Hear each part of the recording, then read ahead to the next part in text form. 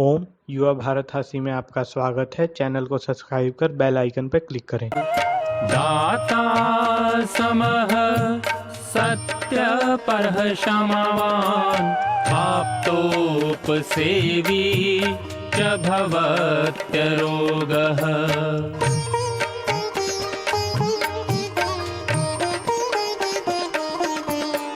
मतिर्वचः कर्म सुखानुबन्धी सत्वं विधेयं विशदा च बुद्धिः। ज्ञानं तपः तत्परता च योगे यस्यास्ति तं नानुतपन्ति रोगाः।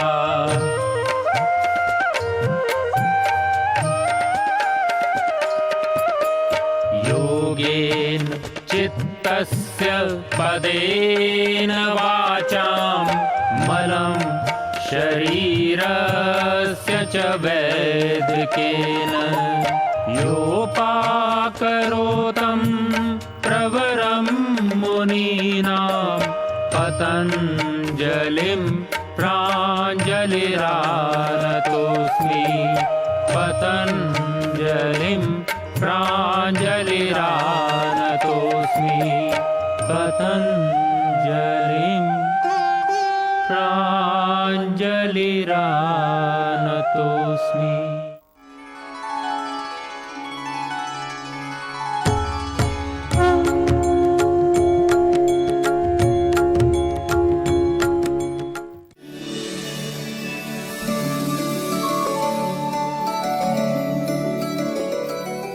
हम इन द्रव्यों के गुणों की चर्चा करते हुए कुछ ऐसे द्रव्य हैं जो हमारे भारतवर्ष के रसोई में कई कई परिवारों में नहीं होते हैं पर औषधि के रूप में गुणकारी है।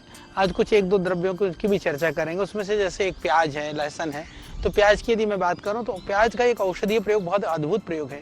यानी कि किसी को अचानक कान में दर्द हो उठे, जब कोई उपाय ना मिले तो प्याज को हल्का सा प्याज की उसको निकाल लीजिए। प्याज को थोड़ा काट लीजिए, हल्का सा उसको गर्म कर लीजिए और गर्म कर करके उस रस को निकाल करके यदि 4-4 बूंद कान में डाल देते हैं तो कितना भी भयानक दर्द हो तुरंत इससे लाभ हो जाता है। और दूसरी चीज़ आपने सुना होगा कि कितनी भी भयानक गर्मी हो और लू लगी हो तो वो जहाँ धूप में जाना घूमना पड़ता हो, एक प्याज में गले में रख कर यदि जेब में रख लो चाहे गले में लटका लो तो भी लाभ हो जाता है। और राजस्थान जैसे भयानक गर्म क्षेत्र में, महाराष्ट्र के गर्म क्षेत्र में आपने देखा होगा एक किसान जो है सिर्फ एक प्याज के सहारे से रोटी खा लेता है और भरी धूप में काम कर लेता है, लू नहीं लगता है। कारण क्या है कि प्याज के अंदर जबरदस्त क्षमता है लू को रोकने की। तो इसीलिए प्याज को, हालांकि प्याज खाने से मुंह में थोड़ा सा दुर्गंधी आती है पर कुल्ला करें, खाने के बाद में साफ करें।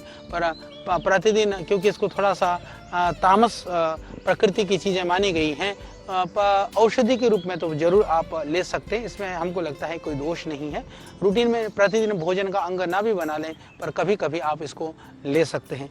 इसके अतिरिक्त प्याज का हमने देखा है कि एक शरीर को वो बल भी प्रदान करता है।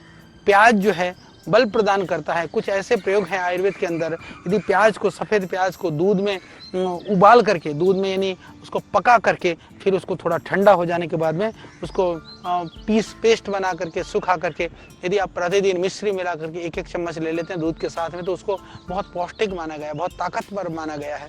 तो प्याज वह शक्ति भी देता है, ताकत भी प्रदान करता है। इसीलिए एक हमारे जो किसान भाई, गरीब किसान भाई, किसान मजदूर गरीबों के लिए प्याज वह एक अमृत से कम नहीं है। उस एक प्याज को कूट करके नमक डाल करके उसके सहारे रोटी खा करके वो जीवन को काटते हैं। तो प्याज एक भोजन ही नहीं है, एक औषधि भी है। जैसे मैंने बताया, गर्मी को बचाने के लिए, लू को टांगने के लिए और अनेक तरह के बैक्टीरिया और वायरस को ख़त्म करने के लिए भी हमारे यहाँ बहुत ही अद्भुत माना गया है कि कहा कि घर में पोटली बना करके यदि घर के बाहर टांग दें तो उसमें से होकर के फिल्टर होकर के यदि हवा चली जाती है तो भी वो अनेक तरह के बैक्टीरिया और वायरस से बचाता है, बच्चों को भी बचाता है। और जिसको जैसे चेचक हो जाता था, छोटी माता, बड़ी माता, या कई बार खसरा हो जाता था, ऐसी स्थिति में आप 1-1 चम्मच प्याज के रस को निकाल करके उसमें 2-3 काली मिर्च और थोड़ा सा उसमें मिला करके यदि 2-3 दिन पिला देते हैं तो उसमें पूरा लाभ हो जाता है। और इतना अद्भुत है कि बाद में निशान भी नहीं रहते हैं। और यदि कच्चे प्याज को काट करके उसको गर्म कर करके फोड़े में बांध देते हैं तो ये तुरंत फोड़े में जो दर्द हो रहा होता है दर्द में भी आराम हो जाता है, बाकी फोड़ा भी जल्दी से पक जाता है और इसको पक करके जो उसके पस है, जो मवाद है, वो भी आराम से निकल जाता है। और पेट के दर्द होने पर आपको प्याज का रस निकाल लीजिए कूट करके, फटाफट उसमें नींबू का रस मिलाइए, नमक मिला करके तुरंत पिला दीजिए। थोड़ा सा चाहे तो उसके ऊपर गर्म पानी पिला दीजिए, तुरंत आराम। यानी प्याज का रस और जो है उसके साथ में नींबू पेट में तो दर्द बाहर, एकदम लाभकारी है। डाइजेशन के लिए, पाचन प्रक्रिया के लिए भी, जैसे हमने बताया कि सलाद के रूप में भी अदरक के साथ में यदि आप प्याज और अदरक लेते हैं, हालांकि प्याज खाने के बाद में आप अदरक के साथ खाते हैं तो थोड़ा उसका दुर्गंध कम फैलेगा। जैसे मूली है, मूली की भी मैं यदि बात करूं तो बहुत ही अद्भुत है। हालांकि मूली हम उसको रजोगुणी तमोगुणी नहीं मानते हैं, पर मूली का एक अवगुण है, वो खाने के बाद में जब ढकारें आती हैं तो बराबर वाला परेशान हो जाता है। तो मूली खा करके भी यदि आप अदरक खा लेते हैं तो वह मूली की ढकारें कम होती है। और मूली बहुत ही लाभकारी है। यदि क्योंकि वो रसोई की हम बात कर रहे थे तो मैं मूली की थोड़ी सी चर्चा कर लूँ। जिनको लीवर में प्रॉब्लम है वह भी यदि आप मूली सलाद के रूप में खा सकते हैं। मूली का सेवन प्रातः और मध्याह्न को बहुत सर्वोत्तम माना गया है। जिनको मूली के साग, क्योंकि आजकल कई लोग केमिकल पेस्टिसाइड डालते हैं तो उस स्थिति में मूली की पत्तियों का सेवन नहीं करना चाहिए, पर यदि जैविक रूप से उगाया हो तो मूली के पत्तियों का भी आप सब्जी बना करके, भाजी बना करके खा सकते हैं। तो मूली भी बहुत ही लाभकारी है। और प्रतिदिन यदि आप मूली का, तो इतना तक भी हमने प्रयोग देखा, मूली को काट करके चांदनी में, जैसे अभी मौसम ठीक है, यदि पोल्यूशन नहीं है तो खुले में रात को रख करके भी छत में, और सुबह उससे दो मूली को भी यदि खाली पेट चबा चबा करके खा लेते हैं तो आपके लीवर के लिए बहुत ही लाभकारी है। रसोई घर में बहुत सारे द्रव्य, सारे औषधीय गुणों से परिपूर्ण है, पर ध्यान रखना सिर्फ थोड़ा सा लेने की विधि, लेने की मात्रा, लेने का समय, ये आपको ध्यान रखना है। रसोई में आपके पास मान लीजिए खीरा ककड़ी है, दिन में खाते हैं, सुबह खाते हैं, कहते हैं सुबह का खीरा हीरा, रात को खीरा पीरा, तो वही खीरा सुबह खा लें तो पेट के लिए अच्छा है, रात को खा लें तो जा करके आपको नींद हराम, कफ बलगम बनाएगा, सर्दी को, ठंड को बढ़ाएगा, सर्दी जुकाम को बढ़ाएगा। तो वो ध्यान रखने की आवश्यकता है। यही तो विज्ञान है, यही तो आयुर्वेद है कि आपके घर में जो द्रव्य हैं, किस द्रव्य का किस समय पर प्रयोग करना है, ये बहुत ही महत्वपूर्ण है। तो लहसुन की भी मैं बात करूंगा, तो उससे पहले मेरे को एक कहानी याद आ रही है, मैं आपको कहानी सुनाना चाहता हूँ। कहानी ये है कि वो ऋषि दयानंद अपने सत्यार्थ प्रकाश में लिखते हैं कि जो बुद्धिमान सेवक है वो कैसा होता है। कहा कि एक उसके मालिक ने कहा सैंधवम मानय, उसने कहा तो बोले बुद्धिमान सेवक देखेगा कि वो क्या कहाँ जाने वाला है मालिक। यदि खाना खाने के लिए बैठा है और वो कहता कि संधवम मानय, कि संधव को ले आओ, तो वो लाएगा नमक को। ये कहेगा कहीं जाने के लिए तैयार होकर के खड़ा है, वो कहेगा संधवम मानय, तो वो घोड़े को लेकर के आएगा। इसी तरह से कौन सा द्रव्य है, वो कब प्रयोग करना है, किस नाम से किस द्रव्य का ग्रहण करना है, ये दोनों ही बातें, नाम से द्रव्य का ग्रहण हो चाहे समय से द्रव्य का ग्रहण है, ये बहुत ही महत्वपूर्ण है। तो मैं बात कर रहा था कि सही समय पर सही द्रव्य का सही मात्रा में प्रयोग, यह बहुत ही लाभकारी हो सकता है और हर द्रव्य हमारे लिए औषधि का काम कर सकता है। बात कर रहे हैं हम लहसुन की। लहसुन को यदि थोड़ी बड़ी बड़ी पोतियों को लेकर के या एक पोती लहसुन को लेकर के उसका छिलका उतार करके रात को आप यदि पानी में भिगो देते हैं, प्रातःकाल खाली पेट ले लेते हैं, तो वो कोलेस्ट्रॉल में, हृदय रोगों में, जॉइंट्स में काम करेगा। जो लहसुन लगातार खाते हैं उनके शरीर में से थोड़ी बदबू आती है, तो इसमें यदि आप लहसुन को भिगो करके उस पानी को फेंक करके लहसुन यदि इस तरह से खाते हैं तो उससे बदबू भी नहीं आती है। तो जिनको हाइपरटेंशन है, या हार्ट की प्रॉब्लम है, या जॉइंट्स पेन है, वो इस तरह का प्रयोग कर सकते हैं। और लहसुन का दूसरा जो लाभ है वो अत्यंत वात शामक है। वात शामक होने की वजह से उसका बाह्य प्रयोग भी, यदि 50 ग्राम को लहसुन को कूट करके 100 ग्राम से लेकर 200 ग्राम का जो तेल है, तिल का तेल हो, चाहे जैतून का तेल हो, चाहे सरसों का तेल हो, इसको पका करके यदि आप रखते हैं, अच्छी तरह से पका करके, फिर जब वो जल जाए, काला हो जाए, उसको छान करके तेल को रखते हैं, तो जहाँ शरीर में सूजन है, दर्द है, यही एक बहुत ही अद्भुत और बहुत ही अच्छा प्रयोग है। और इसी तेल को आप कान दर्द में, कान में भी डाल सकते हैं। और ये जहाँ पर ऑक्सीजन की कमी है वहाँ पर भी लहसुन काम करता है। वो तो ताबीज़ की तरह से गले में लटका करके रखने से भी राहत मिल जाता है। तो इस तरह से जो लहसुन है वह पौष्टिक भी है, वात शामक भी है, शोथहारी भी है, और हमारे शरीर के जो पूरे जो नर्वस सिस्टम है उसको भी ताकत देने वाला है। क्योंकि बहुत सारे द्रव्यों की हमने बात की, चर्चा की, अब हम कुछ और द्रव्यों की बात करते हुए फिर कुछ सामूहिक प्रयोगों के विषय में बात करेंगे, क्योंकि मैं चाहता हूं कि इन विषयों में आप बहुत सावधान रहें, जागरूक रहें। अब हम घृत कुमारी की बात करें, मान लो सब जानते हैं कि एलोवेरा पीने से लीवर ठीक रहता है, डाइजेशन ठीक रहता है, एलोवेरा पीने से चेहरे पर ग्लो आ जाता है। पर मैं आपको बताना चाहता हूँ, यदि इसको एलोवेरा को ताजे एलोवेरा मिले तो उसको काट करके उसके बाहर के पत्तों को अलग करके जो बीच का जो गुद्दा होता है ना, उसको सब्जी की तरह से पका करके भी खा सकते हैं। वो अच्छा लगता है, उससे वायु विकार है, संधिवात है, पेट के रोग है, लीवर की प्रॉब्लम्स हैं, वो भी दूर हो जाती है। क्या ये आपको पता था? ये बहुत ही लाभकारी है। और कटे हुए जले हुए स्थान पर यदि एलोवेरा को जेल या उसका रस निकाल कर लगा देते हैं तो फोला नहीं पड़ता है, ब्लड रुक जाता है, जख्म जल्दी भर जाता है, झाई को भर देता है। और आपको तो पता है 4 चम्मच एलोवेरा का जूस, 2 घूंट जो है वो एलोवेरा आपके लिए, पेट के रोगों के लिए, शरीर के विकारों के लिए बहुत ही लाभकारी है। और एलोवेरा जेल पतंजलि ने पहली बार भारतवर्ष में इस तरह की परंपराएं शुरू करी और हमें गर्व है। आज भी पतंजलि का जो एलोवेरा जेल है वो उससे आप अपनी झाइयाँ दूर कर रहे हैं, अपनी कांति बढ़ा रहे हैं, कील मुहासों को ठीक कर रहे हैं। क्योंकि ओरिजिनल तो ओरिजिनल होता है, चाहे कितने भी लोग आ जाए मैदान में, तो हम आपको जो ज्ञान देते हैं वो ओरिजिनल है, असली है, प्राचीन है। और सबसे पहले इस परंपरा को पतंजलि के माध्यम से, पतंजलि के द्वारा बड़े स्तर पर इस देश में देने का प्रयास किया गया है। इसीलिए जो आयुर्वेद यदि हमारे भारतीय संस्कृति, हमारे भारतीय ऋषि परंपराओं का मूल है, तो पतंजलि उस मूल को स्थापित करने वाली मूल संस्था है। इसको आपको कभी नहीं भूलना है। इसलिए पतंजलि को जितनी आप ताकत देंगे, हम इस नॉलेज को, वैज्ञानिक नॉलेज को, प्रामाणिक नॉलेज को, आयुर्वेद की नॉलेज को प्रतिदिन आप तक हम पहुंचाने का प्रयास करेंगे। जैसे हाथ पैरों में जो यदि रुस्कता भी आ जाए तो एलोवेरा जेल लगा लीजिए, तुरंत लाभ हो जाता है। झाइयाँ हो या किसी तरह से निशान हो, वो भी मिट जाते हैं। और हमने जैसे कहा कि दालचीनी का थोड़ा पाउडर है, 1 चम्मच शहद। अब कुछ मैं आपको मिश्रित प्रयोग, क्योंकि यदि मैं शहद की बात करूं तो शहद आप जानते हैं कि बहुत ही लाभकारी चीज़ है। तो इसमें दालचीनी में थोड़ा सा शहद मिलाकर यदि आप प्रयोग करते हैं, इससे रोग प्रतिरोधक क्षमता की वृद्धि हो जाती है। जुकाम और साइनस में भी ये लाभकारी है, हृदय रोगों में भी लाभकारी है। और आंखों की ज्योति भी बढ़ानी हो तो यदि गाजर का रस निकालिए, गाजर का रस 1 गिलास में थोड़ा सा 1 चम्मच शहद मिलाइए, आप प्रतिदिन ले लीजिए तो अद्भुत है। सर्दी जुकाम में शहद में थोड़ा अदरक का रस मिला करके ले लीजिए, लाभकारी है। काली मिर्च, शहद और अदरक का रस लेने से भी इससे खांसी में, श्वास में, बलगम में, कफ में एकदम लाभ हो जाता है। और यदि रक्तचाप के नियंत्रण के लिए थोड़ा सा प्याज का रस निकालिए, उसमें थोड़ा सा शहद मिलाइए, वह भी बहुत ही लाभकारी है। और 1 गिलास गर्म पानी, यानी गुनगुना पानी, पीने लायक में, तेज गर्म पानी में कभी शहद नहीं मिलाना चाहिए। पीने लायक पानी में शहद और नींबू मिलाकर सुबह ले लीजिए, ये मेद को कम करता है। प्रतिदिन आप उसका सेवन कर सकते हैं। और रोज 1 चम्मच यदि शहद का सेवन करने से ऐसा माना गया है कि मनुष्य की जो आयु है वो लंबी होती है, जिंदगी जो है स्वस्थ रहता है। तो ये कुछ द्रव्य थे जो मुझे एकदम याद आए, हमने उसको आपको बताने का प्रयास किया है।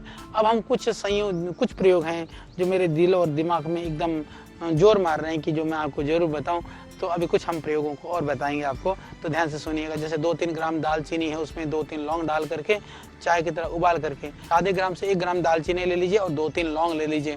उसको बिल्कुल चाय की तरह से उबाल करके आप चाय की तरह से गरम पीजिए। हृदय की धड़कन बढ़ी हुई हो, हृदय में एंजाइना दर्द हो रहा हो तो एकदम लाभ हो जाता है। और ये प्रयोग आपके वायरल प्रॉब्लम में भी हेल्प करता है, सर्दी जुकाम कफ में भी हेल्प करता है। और इसी तरह से दूध के लिए कई बार लोग कहते हैं मिल्क मसाला इलायची है, दालचीनी है, सौंठ है, इसका पाउडर करके आप रख लीजिए। और इसको थोड़ी मात्रा में जब दूध लेते हैं तो आप दूध के अंदर डाल करके पीजिए। इससे हृदय को ताकत मिलेगी और रोग प्रतिरोधक क्षमता भी बढ़ जाएगा। इससे दूध भी, जिनको डाइजेस्ट नहीं होता है, दूध भी डाइजेस्ट होने लगेगा। और इसी तरह से डायबिटीज़ के लिए हम पहले भी बता चुके हैं, करेला, खीरा, टमाटर आपके रसोई में तीनों चीज़ जरूर हैं। उनका सुबह निकाल कर 1 कप जूस प्रतिदिन पीजिए, उससे डायबिटीज़ में लाभ हो जाएगा, पाचन प्रक्रिया भी ठीक रहेगी। आपकी रसोई की जो लौकी है, लौकी का ताज़ा रस निकालिए, सुबह जो है उसमें थोड़ा सा पुदीना डाल दीजिए, थोड़ी सी इलायची डाल दीजिए। और आपको बहुत स्वाद चाहिए, छोटे बच्चे लौकी को पसंद नहीं करते हैं, तो 1 सेब का भी जूस उसमें निकाल करके डाल दीजिए। सेब और लौकी का जूस ये अद्भुत है। आपको हार्ट की प्रॉब्लम के लिए, इंडाइजेशन के लिए, एसिडिटी के लिए, पाचन प्रक्रिया के लिए, पर ध्यान रख लीजिएगा यदि सर्दी का मौसम है, आपको ठंड है, तो थोड़ा सा अदरक का रस या थोड़ा सा सौंठ निकाल करके पी लेना, मिला करके पी लेना। ये कोलेस्ट्रॉल को भी कम करता है। लौकी का जूस और ये जो एप्पल का जूस है वो अभी रिसर्च हो चुका है कि हार्ट के लिए भी अत्यंत लाभकारी है। तो इसी तरह से जिनको तेज बुखार हो, लौकी की बात चल रही है तो एक प्रयोग और बता दूं, वो तेज बुखार हो तो बाकी औषधि उपचार के साथ साथ में लौकी को आप गोलाई में काटिए, काट करके बच्चे के हाथ, जो व्यक्ति है उसके पैरों के तलों में रगड़िए या उसको रखिए। तो रगड़ने से, धीरे धीरे रगड़ने से या रखने से रोगी को शांति मिलती है और बुखार जल्दी उतरने में इससे निश्चित रूप से लाभ होता है। और जिनको रक्तल्पता हो, एनीमिया हो, आजकल तो लगभग बहुत लोग पीड़ित हैं, अनार से बहुत लाभकारी है। उसके साथ में रसोई में है पालक का रस निकाल करके, चुकंदर है, चुकंदर का रस पीने से तुरंत लाभ हो जाता है और आप उसको उचित मात्रा में पिला करके जितना डाइजेस्ट हो पाए, जितना ठीक से हजम हो पाए, उतना आप उसका प्रयोग करिए। और जिन लोगों का पेट ठीक से साफ ना होता हो उसके लिए भी रसोई घर में पपीता है, पपीते का सेवन ज़्यादा कराइए। जो पपीते का सेवन ज़्यादा करेंगे उसका पेट साफ होगा, उसे लीवर भी ठीक रहेगा। और जिनको ताकत चाहिए, क्योंकि आप कहेंगे जी रसोई की तो सारी कहानी आपने बता दी, हमको ताकत के लिए तो कुछ बताया नहीं। ताकत के लिए सुन लीजिए, 5-7 बादाम ले लीजिए, 2 अखरोट ले लीजिए और 4-5 काली मिर्च को रात को भिगो दीजिए और भिगो करके सुबह अच्छी तरह से पीस करके आप चबा चबा करके अच्छी तरह से खाइए। ये सेहत और याददाश्त के लिए अद्भुत है।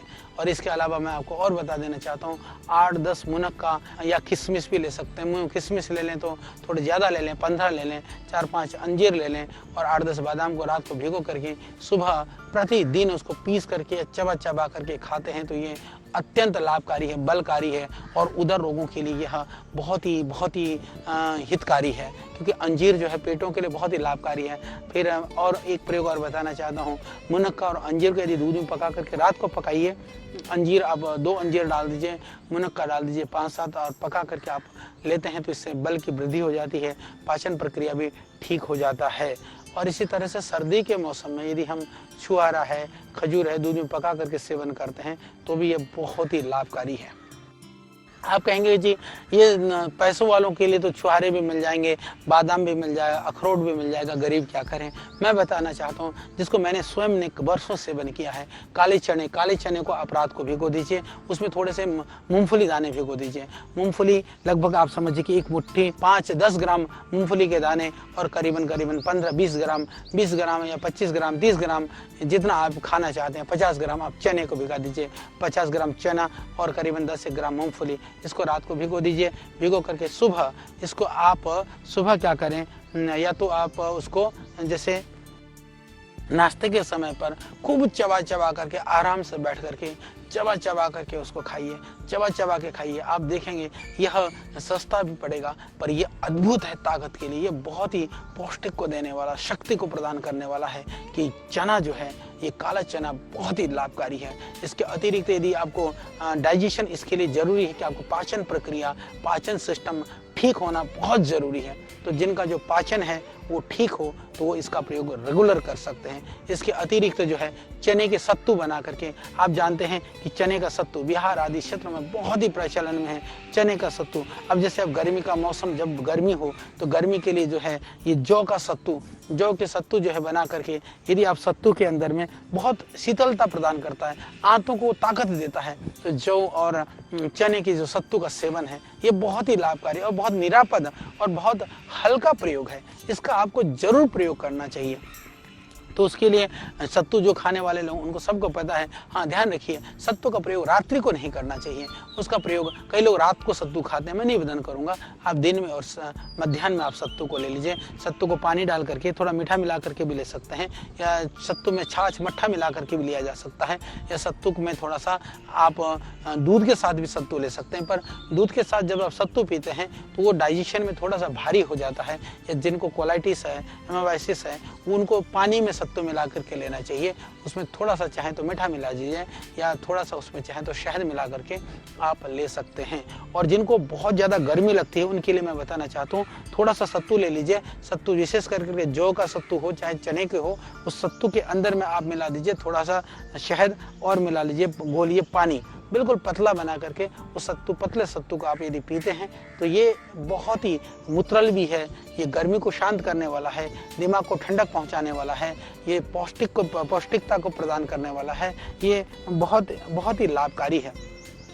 इसके अलावा एक चीज़ और है, जो दूध का सेवन आजकल कईयों को अनुकूल नहीं पड़ता है, दूध की जगह पर कोई अल्टरनेट चाहते हैं, तो उनके लिए मैं एक सरल प्रयोग बता देना चाहता हूँ कि वो हो ये ताकत भी आ जाए और नाश्ते का भी काम हो जाए। उसके लिए थोड़े से बादाम, जैसे 4-5 बादाम, थोड़े से जैसे हमने बताया पहले कि आप उसमें अंजीर ले लीजिए, थोड़े से आप मुनक्के ले लीजिए और उसमें जो अलसी होता है, अलसी जो फ्लैक्स सीड जिसको बोलते हैं, फ्लैक्स सीड का आजकल बड़ा फैशन सा भी चल रहा है, बहुत महंगा नहीं है। अलसी हम पहले से प्राचीन काल से उगाते रहे हैं। 1 चम्मच लगभग उसको लेकर के उसको रात को आप पानी में भिगो दीजिए, सब चीज़ को। सुबह उसको मिक्सी में या सिलबट्टे पे उसको इतना पीसिए कि बहुत अच्छी तरह से पीसने के बाद में जब आप उसको बारीक छन्नी से छानिए और फिर जो बचा हुआ है उसको फिर पीसिए, फिर बारीक छन्नी से छानिए, आप देखेंगे आपका 1-1.5 गिलास दूध जैसा बन जाएगा वो। ये अलसी और ये बादाम का दूध है, ये आपको बहुत शक्ति प्रदान करेगा, बहुत ताकत देगा, तो इसका आप सेवन कर सकते हैं। तो इस तरह से जो आपके रसोई के घर के अंदर में अनेक विविध तरह के पदार्थ हैं, विविध तरह की साग सब्जियां हैं, विविध तरह के मसाले हैं, और इन मसालों का सेवन प्राचीन काल से ही, मसाले वास्तव में वो स्वाद के लिए तो थे ही थे, मसाले सेहत के लिए भी थे।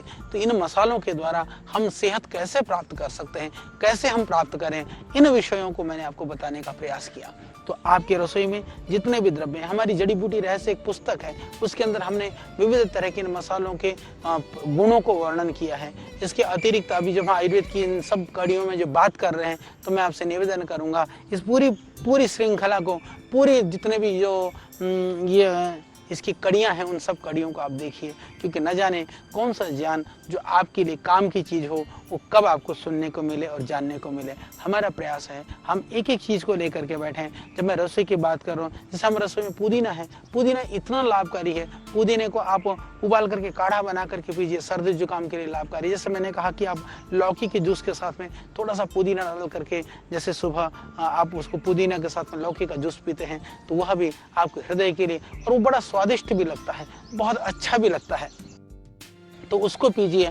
तो ये रसोई के अंदर जो द्रव्य हैं, हल्दी के विषय में मैंने आपको बताया कि किस तरह से वो अत्यंत लाभकारी है। तो इस तरह से आप इन विविध तरह के द्रव्यों का उचित मात्रा में प्रयोग करिए। ये तो हमने एक एक द्रव्यों के विषय में चर्चा की। फिर अब हम बात करेंगे इसके बाद में भोजन के विषय में हम बात करेंगे, किस आहार के साथ में क्या लेना चाहिए, कौन कौन से आहार विरुद्ध पदार्थ हैं, कि क्या संयोग में कौन कौन सी चीज़ के साथ क्या लेने से गुण बढ़ता है, किसके साथ क्या लेने से हानि हो सकती है, इन विषयों में भी हम चर्चा करेंगे। ये भी एक महत्वपूर्ण बात है, क्योंकि कई बार ऐसा होता है हमको पता नहीं होता है, हम सोचते हैं बहुत लाभकारी है, ये भी तो लाभकारी है, हम साथ में क्यों ना खा लें। कभी कभी जो है वह योग विरुद्ध होने से, आपस में जो है उनका गुण विरुद्ध होने से वो हमारे लिए हानिकारक भी चीज़ें हो जाती हैं।